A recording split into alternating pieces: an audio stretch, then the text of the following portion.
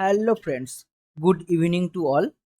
আশা করি সকলেই ভালো আছো অ্যান্ড সবাইকে বায়ো এলিভেট ইউটিউব চ্যানেলে স্বাগত।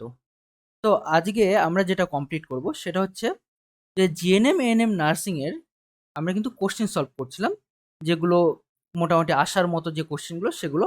আর আজকে তার 13 নম্বর সেটটা কমপ্লিট করব, ঠিক আছে? এই যে কোশ্চেনগুলো আসছে এই কোশ্চেনগুলো কিন্তু মোটামুটি প্রত্যেকটাই আসার মতো কোশ্চেন, ঠিক আছে? Common question. তো সেগুলোই সলভ করানো হচ্ছে এবং সেগুলো প্রত্যেকটা চ্যাপ্টার থেকে জাম্বেল আকারে থাকবে। তো আশা করব তোমরা এই ভিডিওটা ভালো করে দেখবে এবং কোশ্চেনগুলো নিজেরা সলভ করার চেষ্টা করবে। যেখানে পারবে না অবশ্যই আমি আছি, ঠিক আছে? চলো তাহলে শুরু করি। আজকে ফার্স্ট কোশ্চেন যদি দেখি আমরা, তাহলে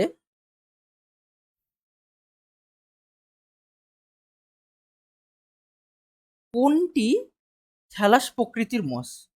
কোনটি থ্যালাস প্রকৃতির মস যদি আমরা দেখি, তাহলে আছে কি রিক্সিয়া, ফিউনেরিয়া, পোগোনেটাম অ্যান্ড অ্যান্থোসেরাস।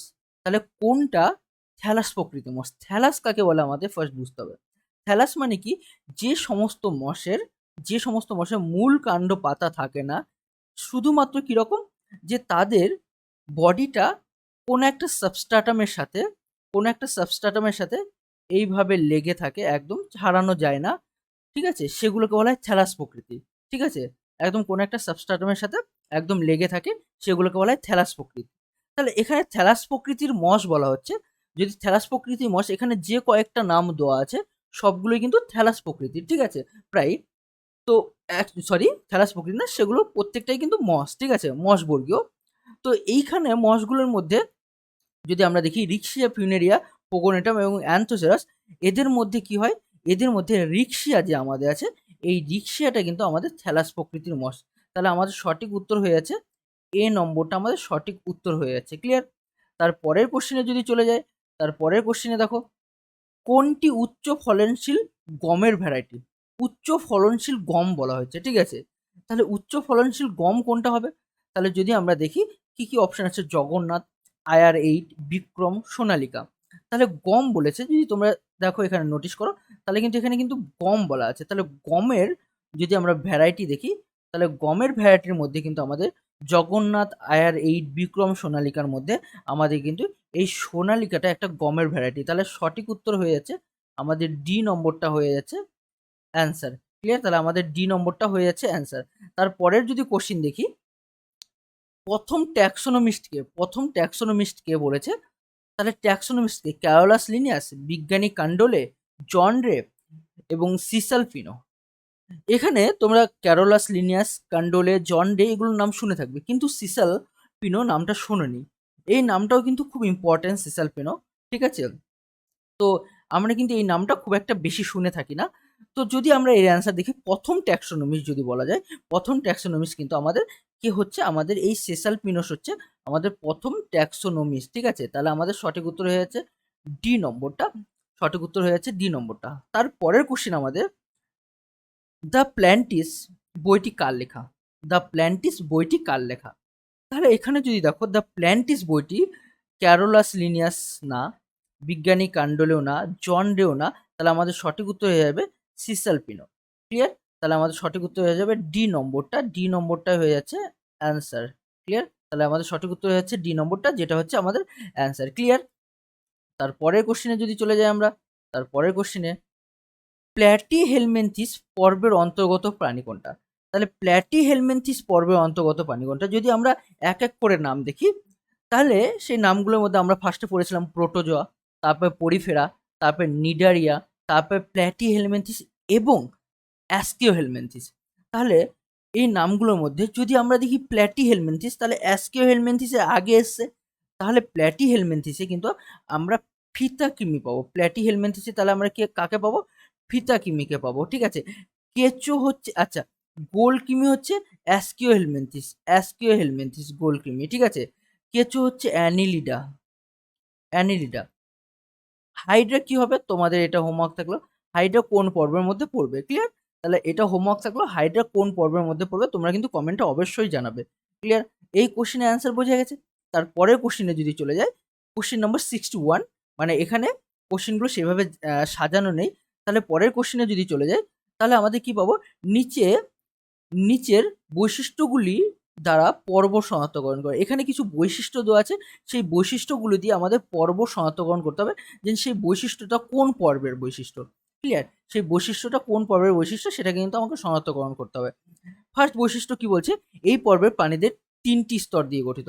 তাহলে এদেরকে যদি ৩ টি স্তর নিয়ে গঠিত হয়, তাহলে এদেরকে ট্রিপ্লোব্লাস্টিক বা ত্রিস্তরী প্রাণী বলা হবে। ট্রিপ্লোব্লাস্টিক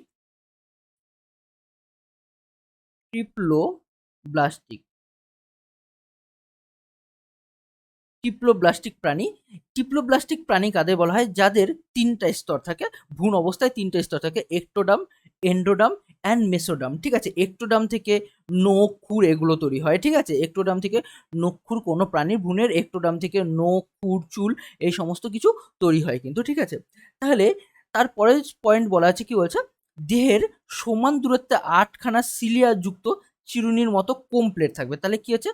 এই পর্বের প্রাণীদের কমপ্লেট থাকবে। কয়টা কমপ্লেট? ৮টা কমপ্লেট। তাহলে এই কমপ্লেট যুক্ত প্রাণীর যদি বলি, তাহলে কোন পর্বের এরা বৈশিষ্ট্য বলা হয়েছে? এখানে দুটো বৈশিষ্ট্য বলা হচ্ছে, একটা ট্রিপ্লোব্লাস্টিক এবং ৮টা কমপ্লেট থাকবে। ঠিক আছে? তাহলে এটা কোন পর্বের প্রাণীর কথা বলা হয়েছে? এইটা বলা হচ্ছে টিনোফেরা পর্বের প্রাণী। তাহলে এটা বলা হচ্ছে কোন পর্বের প্রাণীর কথা? টিনোফেরা পর্বের প্রাণীর কথা। তাহলে আমাদের সঠিক উত্তর টিনোফেরা। ক্লিয়ার? তাহলে আমাদের সঠিক উত্তর টিনোফেরা।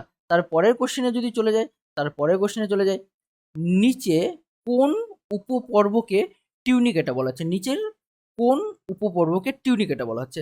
তাহলে এটা কিন্তু সিম্পল, ডিরেক্টলি কোশ্চেন করানো আছে। এখান থেকে এটা থেকে বোঝানোর সেরকম কোনো কিছুই নেই।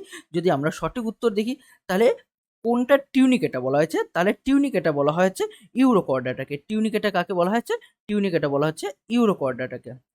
তাহলে আমাদের সঠিক উত্তর এ নম্বরটা হচ্ছে আমাদের সঠিক উত্তর। এ নম্বরটা হচ্ছে অ্যান্সার। তারপরে কোশ্চেন যদি দেখি, তাহলে তারপরের কোশ্চেন হচ্ছে টিনিডিয়া কোন পর্বের প্রাণীর শ্বাসঙ্গ? টিনিডিয়া কোন পর্বের প্রাণীর শ্বাসঙ্গ?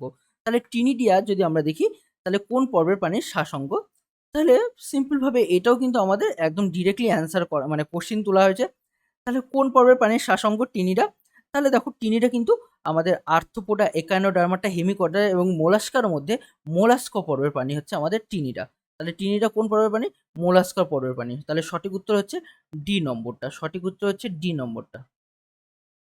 সঠিক উত্তর হচ্ছে ডি নম্বরটা। তারপরের কোশ্চেনে যদি চলে যায়, ৬৪ নম্বর কোশ্চেন। নিচের কোনটি টেরিডোফাইটার বৈশিষ্ট্য নয়? টেরিডোফাইটা মশবর্গীয়, তারপরে ফার্নবর্গীয়, যেটাকে বলা হয় টেরিডোফাইটা। তাহলে টেরিডোফাইটার বৈশিষ্ট্য নয়, কি বলছে? এরা স্বভোজ্য অপুষ্পক উদ্ভিদ। একদম ঠিক, এরা সবুজবি কিন্তু অপুষ্পক উদ্ভিদ। দেহ মূল কাণ্ড পাতায় বিভক্ত। একদম টেরিডোফাইট কিন্তু মূল কাণ্ড পাতায় বিভক্ত। অ্যান্ড এদের সংবহন কলা থাকে। হ্যাঁ, টেরিডোফাইটাতে প্রথম সংবহন কলা কিন্তু স্থাপিত হয়। সংবহন কলা কি? যে কলার মাধ্যমে উদ্ভিদরা জল এবং খাবার পরিবহন করে তাদেরকে বলা হয় সংবহন কলা। এই সংবহন কলার মধ্যে মেনলি থাকে কি? জাইলেম অ্যান্ড ফ্লোয়েমগুলো কিন্তু সংবহন কলার মধ্যে থাকে।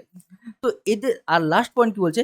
এদের মধ্যে যে সমস্ত উদ্ভিদ সমাঙ্গদেহী তাদের লিভার ওয়ার্ড বলা হয়। যে সমস্ত উদ্ভিদ সমাঙ্গদেহী তাদের লিভার ওয়ার্ড বলা হয়। তাহলে ডি নম্বরটা কি বলছে? লাস্ট বলেছে লিভার ওয়ার্ড বলা হয়। তাহলে এইটাই কেবলমাত্র একমাত্র ভুল। ঠিক আছে? তাহলে আমাদের সঠিক উত্তর হয়ে যাবে ডি নম্বরটা, কারণ এটা বৈশিষ্ট্য নয় চেয়েছে। তাহলে আমাদের সঠিক উত্তর হয়ে যাবে ডি নম্বরটা। ডি নম্বরটা হয়ে যাচ্ছে অ্যান্সার। তারপরের কোশ্চেনে যদি চলে যাই আমরা, ট্যাক্সোনমিস্ট ক্যারোলাস লিনিয়াসের প্রথম দ্বিপদ নামকরণ নীতি কোন বইয়ে উল্লেখ করা হয়েছে? তাহলে প্রথম দ্বিপদ নামকরণ নীতিটা কোন বইয়ে উল্লেখ করা হয়েছে যদি আমরা দেখি, তাহলে কয়েকটা বইয়ের নাম দেওয়া আছে। Systema Naturae, Species Plantarum, Naturalis Historia and মেদ্রাস প্ল্যান্টারাম নোভা। ঠিক আছে? এই কয়েকটা নাম, তার মধ্যে কিন্তু আমরা ডি নম্বরটা শুনিনি কখনো নামটা। তাহলে তিনটার মধ্যে অপশন আমাদের যেতে হবে। তিনটার মধ্যে অপশন যদি দেয়, তাহলে কি বলছে? সিস্টেমা ন্যাচুরি, স্পিসিস প্ল্যান্টারাম অ্যান্ড লাস্ট আমাদের কি হচ্ছে?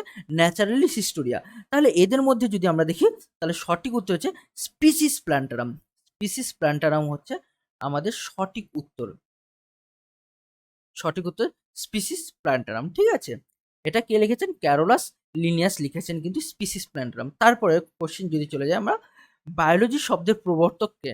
বায়োলজি শব্দে, বায়োলজি যে টার্মটা ইউজ করছেন সেই টার্মটা কে দিয়েছেন? Haldane, Aristotle, Lamarcks and Fox. তাহলে হ্যালডেন কিন্তু হট ডাইলুট স্যুপ নামকরণ করেছেন, যেটাকে বলা হয় Haldane soup. Aristotle, Lamarck and Fox. Fox কিসের কিসের নামকরণ করেন? এটা তোমাদের হোমওয়ার্ক। এটা কোন নম্বর চ্যাপ্টারে পাবে? এটা কিন্তু ক্লাস 10-এও পেতে পারো, ক্লাস আবার 9-এও পেতে পারো, ঠিক আছে? ফক্স কিসের নামকরণ করেছে? এটা কিন্তু তোমাদের হোমওয়ার্ক থাকলো, ঠিক আছে? তাহলে বায়োলজি শব্দের প্রবর্তকে যদি বলি আমরা, বায়োলজি শব্দের প্রবর্তক, বায়োলজি শব্দটা প্রথম ব্যবহার করেন হচ্ছে আমাদের ল্যামার। বায়োলজি শব্দটা প্রথম কে ব্যবহার করেন? বায়োলজি শব্দটা ব্যবহার করেন হচ্ছে আমাদের ল্যামার। তাহলে আমাদের সঠিক উত্তর হয়ে যাচ্ছে সি নম্বরটা। আমাদের সঠিক উত্তর হয়ে যাচ্ছে সি নম্বরটা। তাহলে এইটা হচ্ছে অ্যান্সার।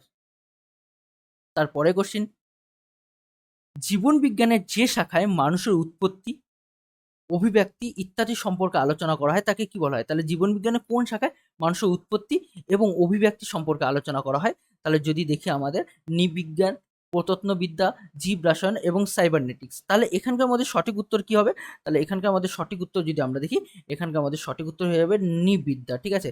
তাহলে অপশন হয়ে যাবে এ নম্বরটা, অপশন হয়ে যাচ্ছে। এইটা হচ্ছে অ্যান্সার। নৃবিদ্যাতে মানুষের উৎপত্তি এবং অভিব্যক্তি ইত্যাদি সম্পর্কে আলোচনা করা হয়। তারপরে কোশ্চিন, ট্যাক্সোনমি শব্দের প্রবর্তক কে? তাহলে ট্যাক্সোনমি শব্দের যদি আমরা প্রবর্তক দেখি, তাহলে কে বলছে? অ্যারিস্টটল, ক্যারোলাস লিনিয়াস, ক্যান্ডোলে বা এপিকান্ডোলে আর ওপারিন। তাহলে এর মধ্যে ট্যাক্সোনমি শব্দের প্রবক্তা যদি আমরা দেখি, কে হতে পারে? অ্যারিস্টটল, ক্যারোলাস লিনিয়াস, কান্ডোলে এবং ওপারিন। তাহলে কে ট্যাক্সোনমি শব্দের প্রবক্তা? কে আমাদের ট্যাক্সোনমি শব্দের প্রবর্তক হচ্ছে এপি দ্য কান্ডোলে। তাহলে ট্যাক্সোনমি শব্দের প্রবর্তক হচ্ছে এপি দ্য কান্ডোলে। তাহলে সি নম্বরটা হয়ে যাচ্ছে অ্যান্সার। ৩ নম্বরটা হয়ে যাচ্ছে অ্যান্সার। তারপরে কোশ্চেন আমাদের চলে আসি, মানুষ কোন বর্গের প্রাণী? বুঝবে কিন্তু, নট পর্ব বলা হয়েছে, মানুষ কোন বর্গের প্রাণী? তাহলে মানুষ যদি বলা হয় হোমো, হোমিনিডি, প্রাইমেট, ম্যামালিয়া। ম্যামালিয়া হচ্ছে পর্ব, ঠিক আছে, কিন্তু বলেছে বর্গ। তাহলে মানুষ সবসময় মনে রাখবে প্রাইমেট বর্গীয় প্রাণী, মানুষ হচ্ছে প্রাইমেট বর্গীয় প্রাণী। তাহলে আমাদের সঠিক হয়ে যাচ্ছে সি নম্বরটা, সি নম্বরটা অ্যান্সার হয়ে যাচ্ছে। ক্লিয়ার? তারপরে কোশ্চেনে চলে যায়, কোন পর্বের প্রাণীর রেচন অঙ্গ নেফ্রিডিয়া? এটা কিন্তু তোমাদের সবারই পারা উচিত। কোন পর্বের প্রাণীর রেচন অঙ্গ নেফ্রিডিয়া? তার হচ্ছে নিমাটোডা, টিনোফোরা, অ্যানিলিডা এবং নিডারিয়া। এই কয়েকটার মধ্যে কোনটা প্রাণীর, মানে কোন পর্বের প্রাণীর রেচন অঙ্গ নেফ্রিডিয়া? এদের মধ্যে কোন পর্বের প্রাণীর রেচন অঙ্গ কিন্তু নেফ্রিডিয়া? তাহলে যদি আমরা দেখি নেফ্রিডিয়া, তাহলে আমাদের নেফ্রিডিয়া কিন্তু অ্যানিলিডা। যে পর্বের মধ্যে আমাদের কারা পড়ে? কেঁচো, জোঁক এরা পড়ে, মানে যাদেরকে বলা হয় অঙ্গুরিমাল প্রাণী। অঙ্গুরিমাল প্রাণী, যাদের দেহ আংটির মতো অনেকগুলো খণ্ড খণ্ড নিয়ে তৈরি হচ্ছে, তাদেরকে বলা হয় অঙ্গুরিমাল প্রাণী। এই পর্বের প্রাণীদের রেচন অঙ্গ কিন্তু নেফ্রিডিয়া। ক্লিয়ার? তারপরে কোশ্চেনে চলে যায়, তাহলে অপশন হয়ে যাচ্ছে সি নম্বরটা এর অ্যান্সার।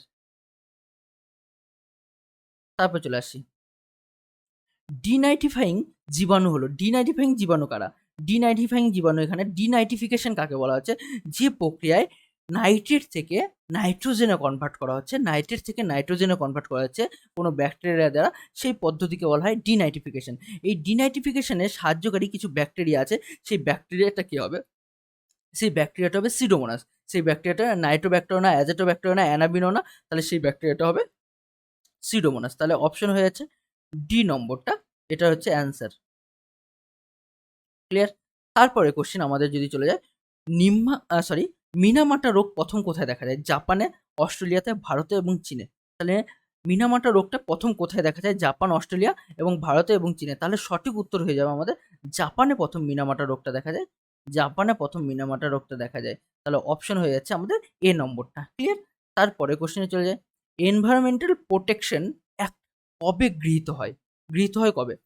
১৯৮৬ সালে, ১৯৮১ সালে, ১৯৭৪ সালে, ১৯৬৮ সালে বা খ্রিস্টাব্দে বলা যেতে পারে। তাহলে সঠিক উত্তর কি হবে? যদি সঠিক উত্তর দেখি, তাহলে সঠিক উত্তর হয়ে যাবে আমাদের কিন্তু ১৯৮৬ সালে প্রথম এনভায়রনমেন্টাল অ্যাক্টটা গৃহীত হয়, ঠিক আছে? তাহলে সঠিক উত্তর হয়ে যাবে ১৯৮৬ সালে প্রথম এনভায়রনমেন্টাল অ্যাক্টটা গৃহীত হয়। তারপরে বিওডি বেশি হলে বুঝতে হবে জল বিশুদ্ধ, জল দূষিত, জল স্বচ্ছ এবং জলে কার্বন ডাই অক্সাইড কম। বিওডির ফুল ফর্ম হচ্ছে বায়োলজিক্যাল অক্সিজেন ডিমান্ড। তার মানেটা কি বলছে? কোনো একটা জলকে বিশুদ্ধ করতে গেলে বা ওই জলের মধ্যে যে জীবাণুগুলো আছে তাদেরকে, সেই জীবাণুগুলোর কার্যকলাপ কমপ্লিট করতে গেলে যে পরিমাণ অক্সিজেন দরকার হয় বা যেটা ঘাটতি আছে জলের মধ্যে, সেটাকে বলা হয় বিওডি। ঠিক আছে? তার মানে যে জলের মধ্যে যত বেশি বিওডি থাকবে, মানে যত বেশি অক্সিজেনের ঘাটতি হবে তার তত বেশি বিওডি। তাহলে যত বেশি বিওডি হবে জলটার মধ্যে অক্সিজেন তত কম, তার মানে সেই জলটা বেশি দূষিত। তাহলে বিওডি বেশি হলে বুঝতে হবে কি হচ্ছে? জলটা দূষিত, জলটা দূষিত। তার মানে সঠিক উত্তর হচ্ছে বি নম্বরটা। তারপরে কোশ্চিন, অ্যামোনিয়া থেকে নাইট্রেট উৎপন্ন করাকে কি বলা হয়? অ্যামোনিয়া থেকে নাইট্রেট যদি উৎপন্ন করতে যায়, তাহলে এই অ্যামোনিয়া থেকে নাইট্রেট উৎপন্ন করার পদ্ধতির নাম হচ্ছে কিন্তু ফার্স্ট ফার্স্ট কি হচ্ছে? ফার্স্ট আছে অ্যামনিফিকেশন। কোনো কিছু মরে গেলে পারে তার বডিটাকে ভেঙে নিয়ে ফার্স্টে অ্যামোনিয়াতে কনভার্ট করা হয়। এটাকে বলা হয় অ্যামনিফিকেশন। এই অ্যামনিফিকেশনের সাহায্যকারী ব্যাকটেরিয়াদেরকে বলা হয় অ্যামনিফাইং ব্যাকটেরিয়া। ঠিক আছে? এই অ্যামনিফিকেশনের পরে আসে যে এই যে অ্যামোনিয়া থেকে নাইট্রাইট এবং নাইট্রেট তৈরি করে, এই পদ্ধতির নাম হচ্ছে নাইট্রিফিকেশন। আর এই পদ্ধতিতে যারা হেল্প করে তাদেরকে বলা হয় নাইট্রিফাইং ব্যাকটেরিয়া। তাহলে এখানে বলছে অ্যামোনিয়া থেকে নাইট্রেট, তাহলে সেটাকে বলা হচ্ছে নাইট্রিফিকেশন। তাহলে সঠিক উত্তর হয়ে যাচ্ছে বি নম্বরটা সঠিক উত্তর হয়ে যাচ্ছে। ঠিক আছে? এইটা হচ্ছে অ্যান্সার হয়ে যাচ্ছে। তারপরে ইউটিফিকেশনের প্রধান কারণ কি? ইউটিফিকেশন কাকে বলে? বলছে কোনো জলের মধ্যে যদি নাইট্রোজেন এবং ফসফরাস জাতীয় পদার্থ বেশি চলে আসে, তখন সেই জলের মধ্যে কিন্তু প্রচুর পরিমাণে জলজ উদ্ভিদরা গ্রো করে। ঠিক আছে? এই যে এই পদ্ধতিকে বলা হচ্ছে ইউটিফিকেশন, বা এটাকে বলা হচ্ছে ইউটিফিকেশন। তাহলে ইউটিফিকেশনে কি? যে এই পরিপোষক যে নাইট্রোজেন এবং ফসফরাস জাতীয় যৌগ, এগুলো বৃদ্ধি পেলেই তো ইউটিফিকেশন হচ্ছে। তাহলে কি হচ্ছে? ইউটিফিকেশনের প্রধান কারণ হচ্ছে পরিপোষকের বৃদ্ধি। ঠিক আছে? তাহলে অপশন হচ্ছে বি নম্বরটা সঠিক উত্তর। ঠিক আছে? তারপরে চলে আসি, জেএফএম কোথায় শুরু হয়? তাহলে জেএফএম, জয়েন্ট ফরেস্ট ম্যানেজমেন্ট, প্রথম কোথায় শুরু হয়েছিল? এটা কিন্তু ক্লাস 10 এর লাস্ট চ্যাপ্টারের কোশ্চেন। পশ্চিম মেদিনীপুরে কিন্তু জেএফএম তৈরি হয়েছিল। তার মানে সঠিক উত্তর হয়ে যাচ্ছে এ নম্বরটা আমাদের সঠিক উত্তর হয়ে যাচ্ছে। ক্লিয়ার? তারপরে কানহা জাতীয় উদ্যান কোথায় অবস্থিত? এগুলো কিন্তু ডিরেক্টলি কোশ্চেন তোলা হয়েছে। কানহা জাতীয় উদ্যান কোথায় অবস্থিত? তাহলে বলো তোমরা, তাতে বলো কানহা জাতীয় উদ্যান কোথায় অবস্থিত? যদি দেখি অপশনগুলো কি আছে, মহারাষ্ট্র, মণিপুর, কর্ণাটক এবং মধ্যপ্রদেশ। এই ৪ টার মধ্যে কানহা কোথায় আছে? অ্যাকচুয়ালি কানহা হচ্ছে আমাদের মধ্যপ্রদেশে অবস্থিত। তাহলে সঠিক উত্তর হচ্ছে ডি নম্বরটা আমাদের সঠিক উত্তর হচ্ছে কানহা জাতীয় উদ্যান মধ্যপ্রদেশে অবস্থিত। ক্লিয়ার? তবে ভারতে মোট উদ্যানের সংখ্যা কত? ভারতে মোট জাতীয় উদ্যানের সংখ্যা কতগুলো আছে? যদি আমরা দেখি, ভারতে মোট জাতীয় উদ্যানের সংখ্যা আছে ১০৬টি। তাহলে জাতীয় উদ্যান বা ন্যাশনাল ফরেস্ট যদি দেখি, তাহলে আছে ১০৬টি। ডি নম্বর অ্যান্সার। তারপরে হচ্ছে বন্দিপুর অভয়ারণ্য কোন রাজ্যে অবস্থিত? বন্দিপুর অভয়ারণ্য কোন রাজ্যে অবস্থিত? কর্ণাটক, মধ্যপ্রদেশ, কেরালা অ্যান্ড তামিলনাড়ু। তাহলে বন্দিপুর কোথায় অবস্থিত? বন্দিপুর অবস্থিত কর্ণাটকে। বন্দিপুর কর্ণাটক রাজ্যে অবস্থিত। তাহলে সঠিক উত্তর হয়ে যাচ্ছে এ নম্বরটা। সঠিক উত্তর হয়ে যাচ্ছে এ নম্বরটা। তারপরে হটস্পট শব্দটি প্রথম ব্যবহার করেন কে? যদি বলি হটস্পট শব্দটি প্রথম ব্যবহার করেন কে? রোজেন, মায়ার, উইলসন অ্যান্ড ওয়াটসন। রোজেন, মায়ার, উইলসন এবং ওয়াটসন কে হটস্পট শব্দটি প্রথম ব্যবহার করেন? তোমরা তাড়াতাড়ি ট্রাই করো। তাহলে হটস্পট শব্দটি ব্যবহার করেন কে? মায়ার হটস্পট শব্দটি প্রথম ব্যবহার করেন মায়ার। ঠিক আছে? তাহলে সঠিক উত্তর হয়ে যাচ্ছে বি নম্বরটা। এইটা হয়ে যাচ্ছে অ্যান্সার। ক্লিয়ার? তারপরে ভারতের প্রথম জাতীয় উদ্যান কোনটি? যদি আমরা বলি ভারতের প্রথম জাতীয় উদ্যান, তাহলে অপশনগুলো দেখাচ্ছি। ভারতের প্রথম জাতীয় উদ্যান কোনগুলি?